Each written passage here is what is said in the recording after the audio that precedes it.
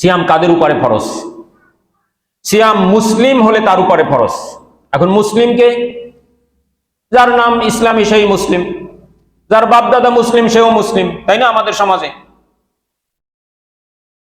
বাপদাদা মুসলিম হইলেই মুসলিম হওয়া যায় না, আর বাপদাদা যদি অমুসলিম হয় তাইলে যে সে অমুসলিম হবে বিষয়টা এরকম না। তাইলে ইব্রাহিম আলাইহিস সালাম আপনার আমার জাতির পিতা হয়তো না, আর নবী নূহ আলাইহিস সালামের সন্তান কাফের হয়ে মরতো না।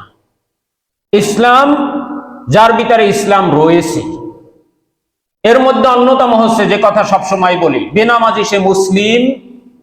অতএব আমাদের সমাজে অনেক বেনামাজি রোজা রাখার চেষ্টা করে। আমি বলবো না যে তুমি রোজা রাখো না, কিন্তু তোমার এই রোজা রাখা আর না রাখা অনেকটা সমান। যার ঈমান নাই সে কি রোজা রাখে?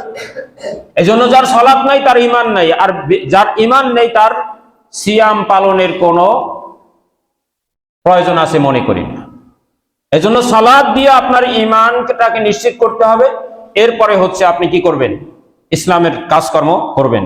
তো 1 নম্বরে হচ্ছে মুসলিম হতে হবে। 2 নম্বরে হচ্ছে আপনার বিবেকটা, আকলটা এটা সুস্থ হতে হবে। পাগল হইলে পাগলের উপরে সিয়াম ফরজ। 3 নম্বরে হচ্ছে প্রাপ্তবয়স্ক হতে হবে। কি হতে হবে?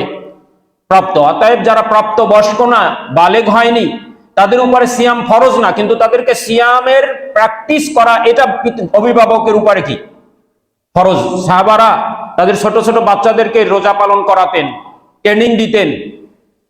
যখন আসরের আগে ইফতারের পূর্ব মুহূর্তে খুব কষ্ট হতো, তখন তাদের কাছে কিছু খেলনা দিতেন, যে না এটা নিয়ে খেলাধুলা করো, সময়টা পাস হয়ে যাবে। এভাবে তারা তাদের বাচ্চাদেরকে সিয়ামের ট্রেনিং দিত।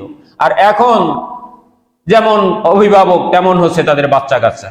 বিভিন্ন অজুহাতে তাদেরকে সিয়াম রাখতে দেওয়া হয় না, বিভিন্ন অজুহাতে সব চলে। তার গান শেখার সময় আছে, প্রাইভেটের সময় আছে, কিন্তু সালাতের সময় নাই, সিয়ামের সময় নাই। সিয়াম আদায় করলে ওর পরীক্ষার ক্ষতি হবে। আরে পরীক্ষায় ভালো করা মন্দ করা এটা কে করে? ইজ্জত বাড়ায় দেওয়া, কমায় দেওয়া, বেইজ্জতি করা এটা কার হাতে? তো এক সময় অভিভাবকদের ঈমান যেমন ছিল, সন্তানরাও সেরকম ছিল। এখন আমরা যেরকম অনেকটাই দুর্বল হয়ে গেছি, আমাদের ঈমান নেই বললেই চলে, জোরাতালি দেওয়া ঈমান, আমাদের বাচ্চা কাচ্চা তো আরো অ্যাডভান্স হয়ে যাচ্ছে। আল্লাহ আমাদেরকে বোঝার তৌফিক দান করেন।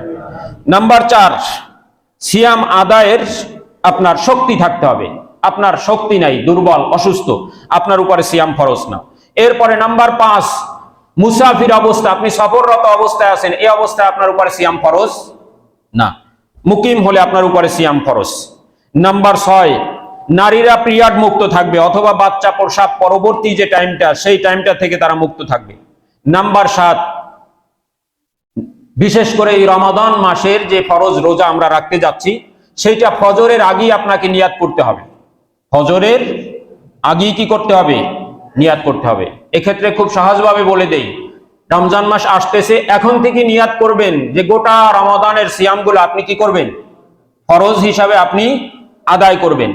এরপরে প্রত্যেক রাত্রে আপনার আলাদা করে সিয়ামের আর ফরজ থাকলো না, কিন্তু যদি করেন সেটা হচ্ছে কি সুন্নাহ, কারণ আপনি মাসের শুরুতেই নিয়াত করে নিয়েছেন। অতএব প্রত্যেক রাত্রে আলাদা আলাদা করে আবার নিয়াত করা জরুরি না। আপনি যে সাহারি খেতে উঠছেন, আপনার সব প্রস্তুতি রয়েছে, সেটাই নিয়াতের অন্তর্ভুক্ত হয়ে যাবে। এরপরও যদি নিয়াত করেন তো আলহামদুলিল্লাহ। তবে নিয়াত মানে নাওয়াইতু আন আসুমা গাদান এরকম কোনো কিছু না, মুখে কোনো নিয়াত করতে হবে না।